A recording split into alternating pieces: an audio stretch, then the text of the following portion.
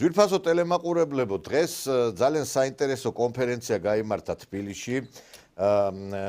საექსპერტო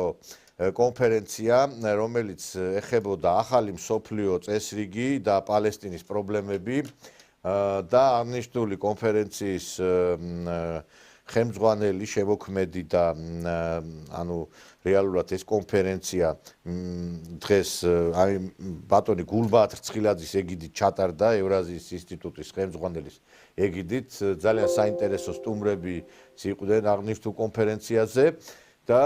დღეს გადავწყვიტეთ რომ აი ამ თემის ირგვლივ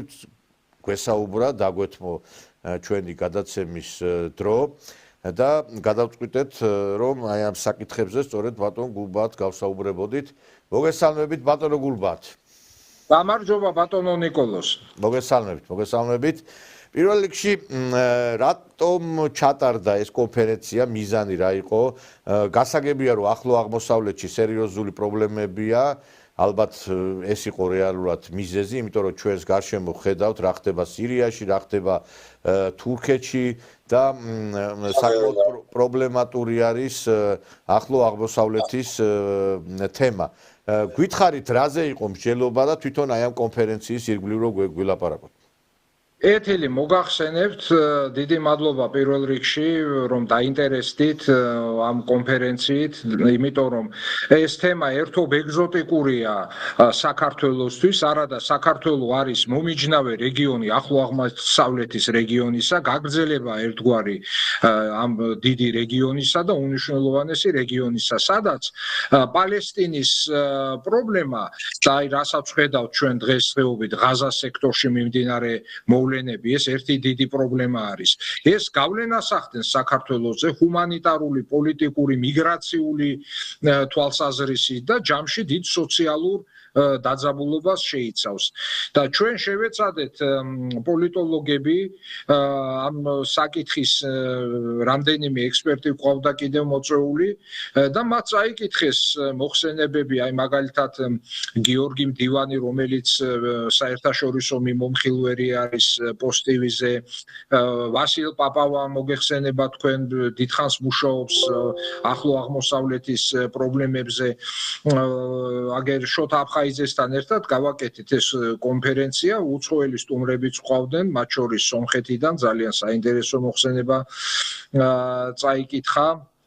ანდრანი კოვანისიანმა, პოლიტოლოგმა, ჩინეთის მკვლევარმა და ჩინეთის პოლიტიკაზე ისაუბრა ახლო აღმოსავლეთში. და ჩვენ ძირითადი აქცენტი ჰქონდა იმ ჰუმანიტარულ საკითხებზე და პრობლემებზე, რომლებიც დღეს არის ღაზას სექტორში და პალესტინაში, იმ გაუგონარი ენით აუწერელი საშინელებების ფონზე, რაც იქ ხდება. და ჩვენ გვინდოდა რომ ყველაფერთან ერთად, ანალიზთან ერთად, რაც არის პოლიტიკური ანალიზი და ის თუ რა შეიძლება საქართველოსთვის იყოს საფრთხეები, ან საქართველოს ინტერესში იყოს, ჩვენ ასევე წარმოვაჩინეთ ზოგად საკაცობრიო პრობლემა რაც არის და აღვნიშნეთ რომ საქართველო აი თუ კი რაღაც თუნდაც იქ პატარა ძალიან მიზერულ თანხას რიცხავს ჩვენზე უფრო ნაკლებად განვითარებული ქვეყნების დასახმარებლად საერთაშორისო ფონდებში კარგი იქნება თუ მეტ ყურადღებას მივაქცევთ პალესტინელი ხალხის პრობლემებსაც იმიტომ რომ ჩვენ უნდა მივეჩვიოთ საბოლოო ჯამში საქართველო რო ღირსეული ადგილი დავიმკვიდროთ სოფლიოში ჩვენ არ უნდა ვიყოთ მარტო დახმარებების მიმღები ქვეყანა. ახლა აქ მარტო ფულად დახმარებაზე არ არის ლაპარაკი. ჩვენ უნდა გქონდეს აქტიური ჰუმანიტარული პოლიტიკაც მათ შორის და ამ შესაბამისი აქედან გამომდინარე შედეგებით. აი ამაზე იყო ჩვენი დღევანდელი შეკრება. და რა მაინტერესებს აი დღეს ალბათ აი თქვენი ყურადღება ალბათ იმიტომ იყო მიპყრობილი ახლო აღმოსავლეთზე რომ ჩვენ ხედავთ რომ რეალურად როგორ დაუცველი აღმოჩნდნენ ის ქვეყნები, რომლებსაც გარკვეულწილად არ აქვთ აი უსაფრთხოების ქოლგა და არ არიან დაცულები და ჩვენც აი ხშირად საუბრობდით ამ თემაზე, რომ თუ კი აი მაგალითად სირია გაჭრეს რაღაცა ტორტის ნაჭერივი, თუ კი მაგალითად უკრაინა, აქედან გამომდინარე რაღაცა აი დასკვნები ამ ახლო აღმოსავლეთში განვითარებული მოვლენებიდან ჩვენც უნდა გამოვიტანოთ, იმიტომ რომ ჩვენ შეიძლება აღმოჩნდეთ იგივე იმ ქვეყნების მსგავსად დიდი დარტყმის ქვეშ, როგორც მაგალითად აი ახლო აღმოსავლეთის ქვეყნები. დიახ, ეს ყოველთვის არის საფრთხე ასეთი საქართველოსთვის, აი ამ ჩვენ ძალზე დაძაბულ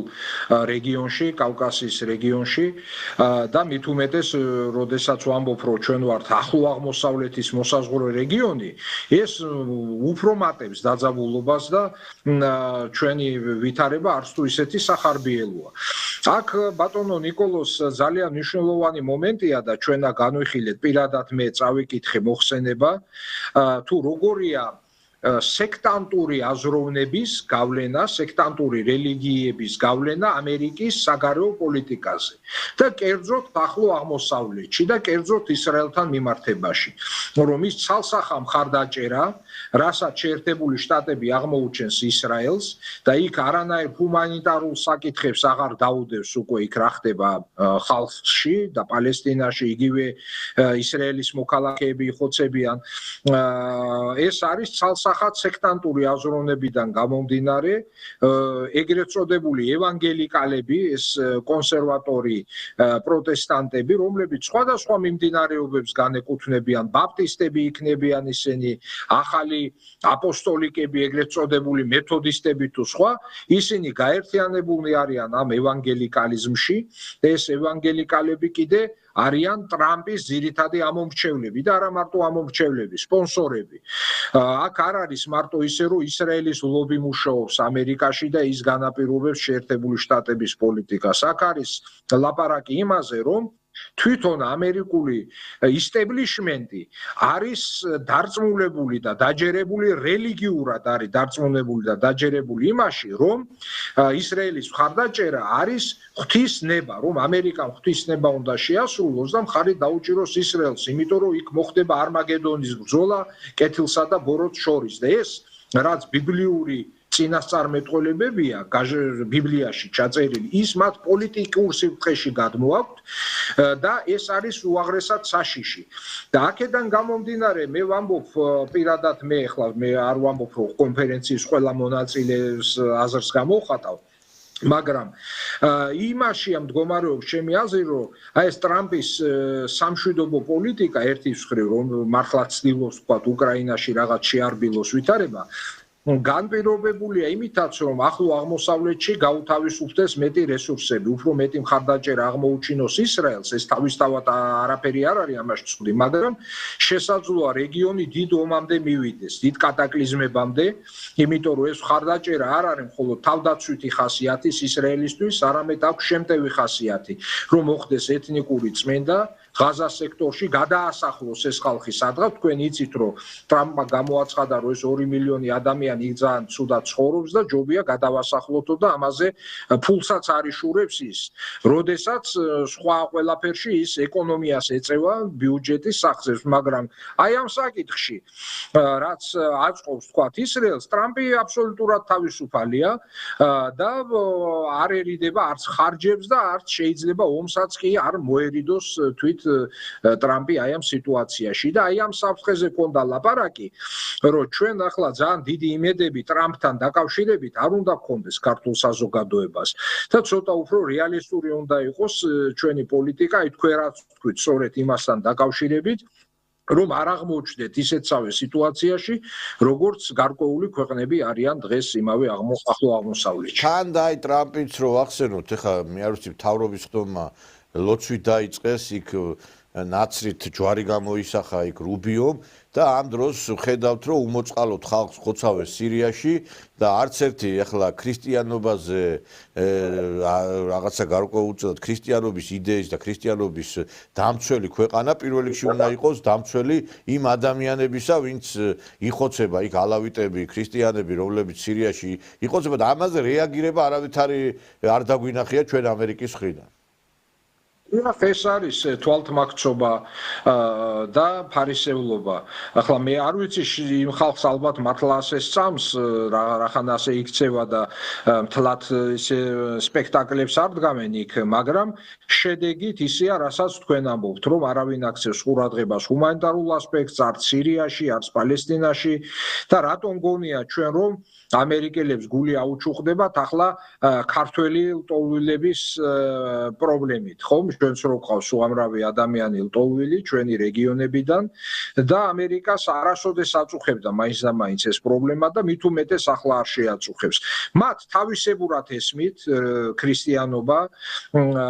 და ეს კიდე ერთხელ ვიმეორებ, ეს არის სექტანტური აზროვნება, ამას საერთო არაფერი აქვს მართლმადიდებლობასთან, ეს ჩვენმა ხალხმა კარგად უნდა გაიგოს და ის არის სულ სხვა ფასეულობებზე ორიენტირებული. აი მაგალითად მე თქვენ გეტყვით რომ ჩვენს მართლმადიდებელ ცნობიერებაში არის მომხვეჭელობა ძალიან ცუდი, ხომ? ანუ ადამიანი პირიქით უნდა გათავისუფლდეს, თითქოს ფული არის და ქონება ტვირთი ადამიანისთვის, როგორც სახარებაში წერია ისე თვითუფალი ბრძანებს, რომ აკლემი უფრო ადვილად გაძვება ნემსის ყუნწში, ვიდრე მდიდარი შევა სასუფეველის კარში. მაგრამ აი ამ პროტესტანტულ სექტანტიზმში სხვანაირად არის, იქ სხვა იგავსიშველიებენ, რომ ერთი ტალანტი რო გაქვს, ის ტალანტი უნდა გაამრავლო და ეს ფული უნდა ატრიალო პირდაპირ გაგებით, მათ ეს ტალანტი ესმით როგორც ფული და არა ის, რასაც ქვია ტალანტი, ღვთიური ნიჭი, სიკეთე, აი ის უნდა გაამრავლო, ჩვენ ასე გვესმის ეს იგავი და მათ ესმით პირდაპირ გაგებით, ისინი არიან ორიენტირებულნი ფულზე, მოგებაზე, მატერიალურ მოგებაზე და შემდეგ ახლა ისინი მთავრობის ხტომაზე ილოცებენ, ნაცრიეთ ჯვარს გამოისახავენ თუ რას იზამენ კიდე რა ეგზოტიკურ